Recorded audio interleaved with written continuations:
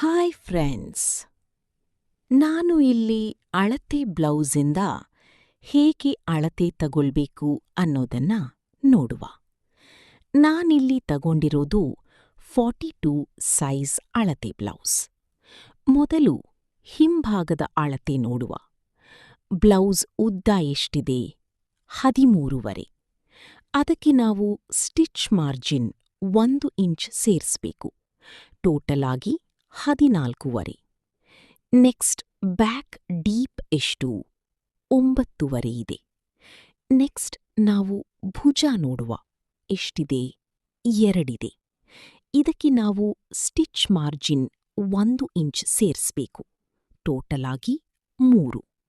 ಇದು ಹಿಂಭಾಗದ ಅಳತೆಯಾಯಿತು. ನೆಕ್ಸ್ಟ್ ಮುಂಭಾಗದ ಅಳತೆ ನೋಡುವ. ಎದೆಯ ಸುತ್ತಳತೆ ಹುಕ್ಸಿಂದ ಕಂಕುಳ ಸ್ಟಿಚ್ವರೆಗೆ ಎಷ್ಟಿದೆ ನೋಡಬೇಕು. 10.5. ಇದಕ್ಕೆ ಸ್ಟಿಚ್ ಮಾರ್ಜಿನ್ 2 ಇಂಚ್ ಸೇರಬೇಕು. 12.5. ನೆಕ್ಸ್ಟ್ ಮುಂಭಾಗದ ಡೀಪ್ 6.5. ನೆಕ್ಸ್ಟ್ ಮಿಡಲ್ ಪಾಯಿಂಟ್ ಭುಜಾಯಿಂದ ಟಕ್ಸ್ ಪಾಯಿಂಟ್ವರೆಗೆ ಎಷ್ಟಿದೆ ನೋಡಬೇಕು. 10.5 ಇದೆ.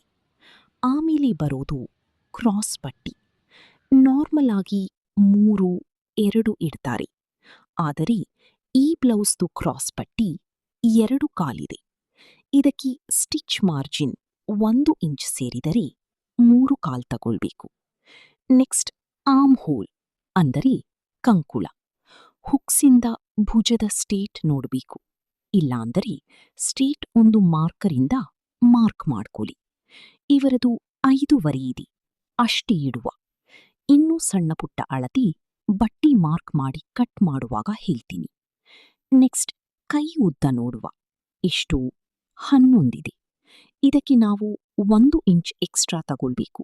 12. ಅಗಲ ಎಷ್ಟಿದೆ? 6. ಎಕ್ಸ್ಟ್ರಾ ಮಾರ್ಜಿನ್ 2 ತಗೊಂಡರೆ ಆಯಿತು. ಆಮೇಲೆ ಬ್ಲೌಸ್ನ ಉಷ್ಟು ಸುತ್ತಳತೆ ಹೇಗೆ ತಗೊಳ್ಳೋದು ನೋಡುವ.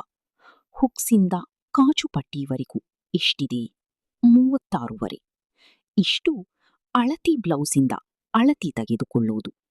ಮುಂದಿನ ವಿಡಿಯೋದಲ್ಲಿ ಅಳತಿ ತೆಗೆದುಕೊಂಡಿರುವುದನ್ನು ಹೇಗೆ ಮಾರ್ಕ್ ಮಾಡಿ ಕಟ್ ಮಾಡೋದು ಅನ್ನೋದನ್ನ ನೋಡುವ.